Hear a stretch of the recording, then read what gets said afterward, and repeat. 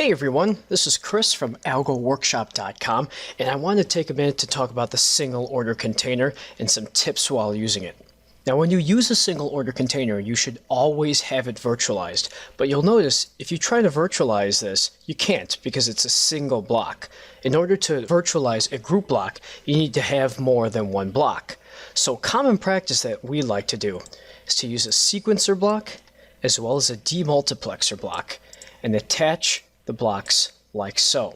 We use a sequencer because you should always extract some information out of the message prior to sequencing it off to the single order container. And we use the demultiplexer to categorize specific messages coming out of this messages output of the single order container.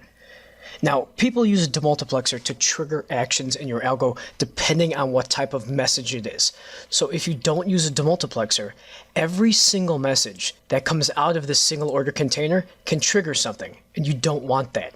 So all the messages come out of that single port, and you need something to identify which ones you want. And that's why the demultiplexer is so useful.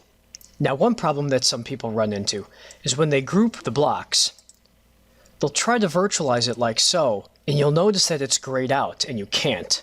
Do you know why? Well, that's because you have to add a discrete message input connector like so.